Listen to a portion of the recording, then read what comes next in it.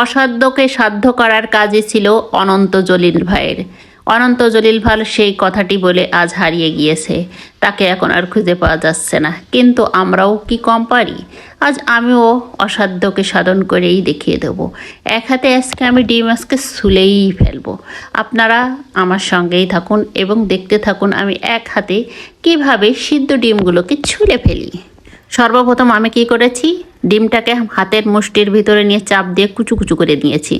তারপর আঙুলের সাহায্যে, বৃদ্ধ আঙুলের সাহায্যে সব ডিমের খোলাগুলোকে দেখছেন কত সুন্দরভাবে আমি আলগা করে ফেলাচ্ছি। যেহেতু এটা বাসি ডিম হলে এটা সম্ভব, কিন্তু সাজ ডিম হলে এটা সম্ভব ছিল না, কারণ খোসার সাথেই মাংসটা লেগেই থাকতো আর কি, ডিমটা লেগেই থাকতো।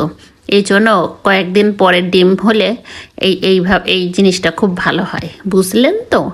তো একের পর এক আমি আমার প্রচেষ্টা চালিয়েই যাচ্ছি, আর আপনারা দেখতে থাকেন ধৈর্য ধরে, কারণ ধৈর্যের ফল সবসময় মিষ্টি হয়।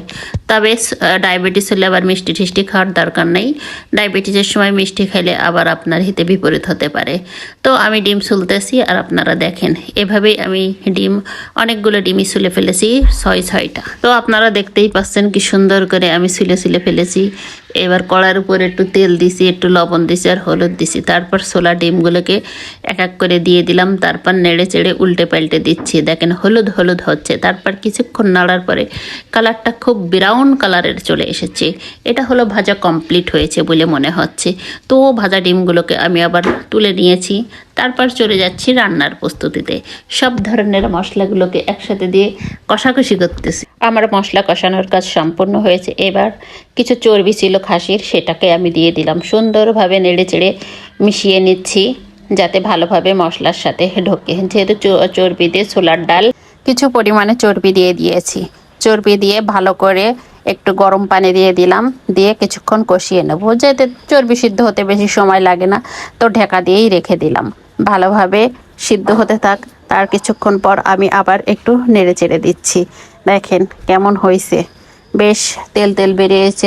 যেহেতু চর্বি, এখান থেকে তো তেল বেরোবেই, এটাই স্বাভাবিক। রান্নার স্বাদটা অনেকটাই কষানোর উপরে আসে। তো যেহেতু আমি ভালোভাবে কষিয়ে নিলাম, তারপর সে ভেজে রাখা ডিমগুলোকেই চর্বির ভিতরে দিয়ে দিলাম। নিয়ে ভালোভাবে নেড়ে চেড়ে উল্টে পাল্টে দিচ্ছি যাতে সব ধরনের মশলা ঢোকে। তারপর সেদ্ধ করে রাখা ছোলার ডাল আর আলু মিশিয়ে নিচ্ছি। এটাই হলো আমার মূল রান্না। এভাবে রান্না করে দেখেন কতটা মজা লাগে। এই রান্নাটা খুবই টেস্টি এবং মজাদার। ছোলার ডালটা তো আসলে অনেক টেস্টি একটা ডাল। তো তারপর মিশিয়ে আমি ঢাকা দিয়ে রেখে দিলাম কিছু সময়ের জন্য। তারপর আবার খুলে একটু উল্টে পাল্টে দিচ্ছি। ডাল তো নিচে লেগে যেতে পারে, তবুও ননস্টিক প্যান না লাগার সম্ভাবনাই বেশি। তারপরেও তো দেখতেই পাচ্ছেন আমার রান্না শেষ। আমি চুলোটা অফ করে দিলাম। তো দেখেন ফাইনাল লুক কেমন লাগছে। ভিডিওটি ভালো লাগলে অবশ্যই সবাই লাইক কমেন্ট শেয়ার করতে ভুলবেন না, আর সবসময় আমাদের সঙ্গেই থাকবেন। আসসালামু আলাইকুম।